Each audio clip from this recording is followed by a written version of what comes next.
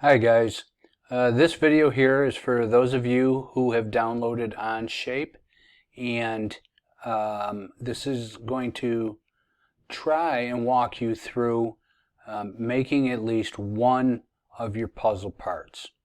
Again, OnShape is brand new to me. It's, as you can see though, it is running in the software aspect of your browser.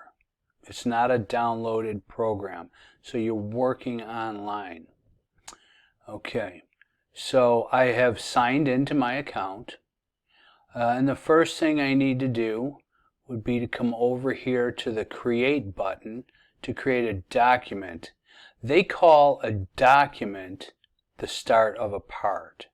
So we're going to click on Create, choose Document, and then give your document name. So I'm going to just create a part. I know you don't have your puzzle sketches with you, so I'm just going to ask that you create some puzzle parts. All right, I'm going to go ahead with a red puzzle part here.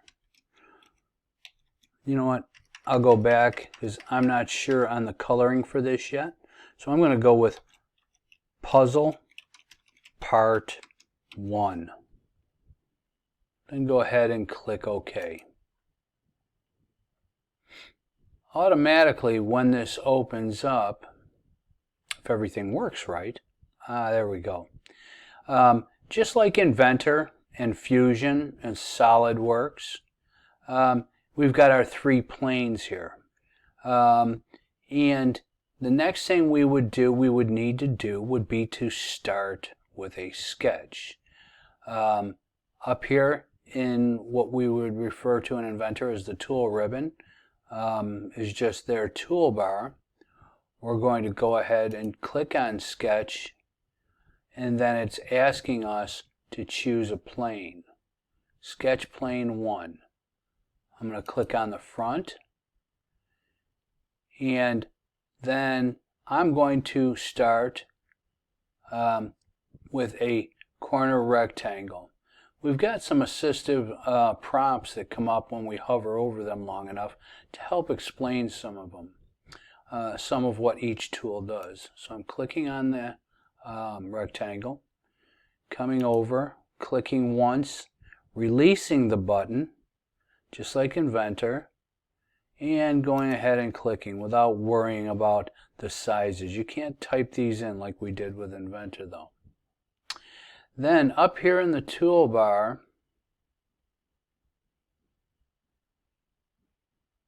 we can see a set of dimension arrows between two lines. Dimension D. So I'm going to click on that, come down, click on one line, and as I drag it up, it gives a set of extension lines and a dimension. If I click again, it opens up that dimension. I'm going to type in 0.75 and then hit enter. I'm going to come over to the other side, drag that over, and even though it looked like it was 0.75, it's not. It's 0.79. So I click again, and I get the dimension window to open up, 0.75. Enter. So I've drawn a basic square. I'm going to click on the green check mark to finish the sketch. And then I can see over here in the browser panel, I've got sketch 1. If I click on the eyeball, I can hide that. Oh, I don't want to do that. Show me that sketch again. Okay, so it's visible.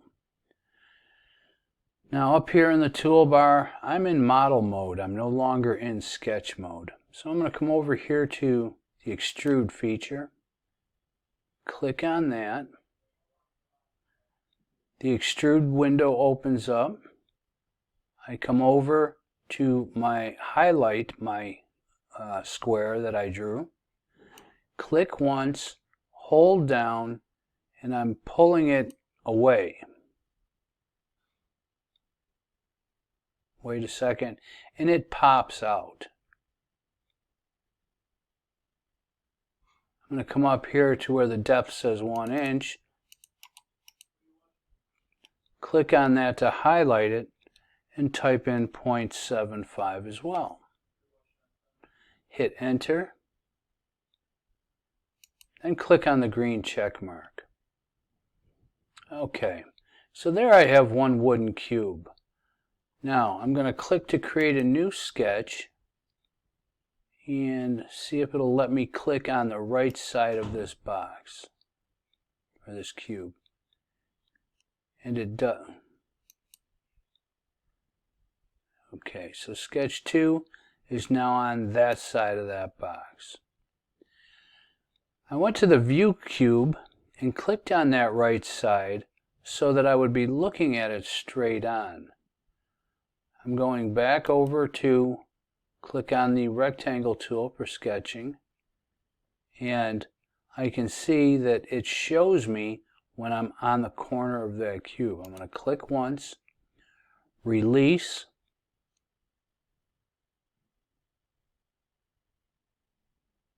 draw a rectangle, come back up to my dimension tool,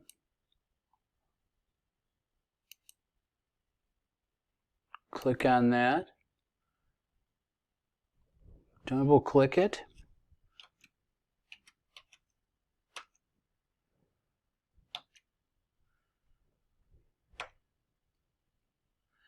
and type in 2 times 0.75 for the height. Now I'm going to click on one of the other lengths and type on this to be 2 times 0.75. Remember, make sure that your number lock is on if you're using a keyboard that has one, and if not, the asterisk sign is the multiplication tool for your formulas. Hit enter. Click the green check mark for the sketch to finish the sketch. Coming up here to the view cube, just like in Inventor, I'm going to click, hold down,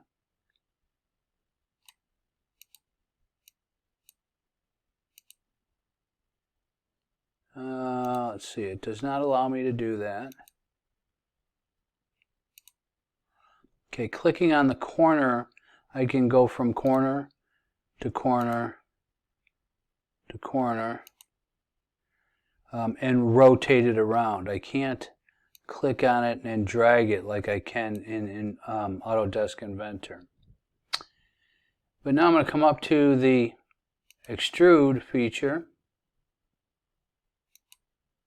click on my silhouette. Now that's only showing 3 of the 4 there.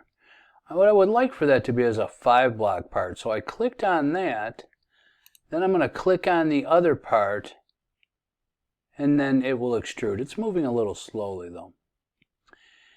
And click in the depth, and I'm going to put 0.75 again. Hit the enter on the keyboard.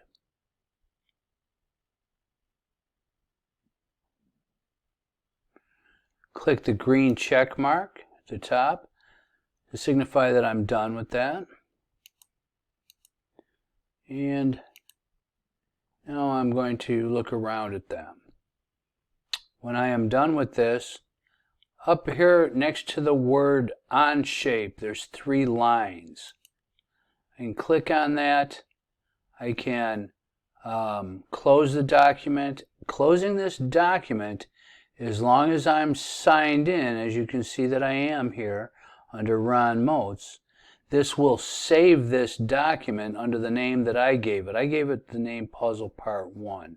Okay? So I want you guys that are using this today to practice today and see if you can make 1 or 2 parts out of wooden blocks. I don't care that these do or do not meet the criteria for your puzzle pieces that you designed in school before we left. What I care about now is that you practice making a few of these parts. If you get disgusted, just take a break. Come on back to do it later, okay? Closing the document will automatically save this, and then see how it shows up under my last opened by me parts. If I double click on that, it will open up and I could finish working on that. So in a sense, it's a little easier to save and to work on than Inventor was. All right, that's what I'd like for you guys to do today if you're using OnShape. If you're not using OnShape, then I would prefer that you went to either the Inventor video that I created or the Fusion video that I created. Okay? This is what we'll be working on for today. Come on back tomorrow, guys. Thank you.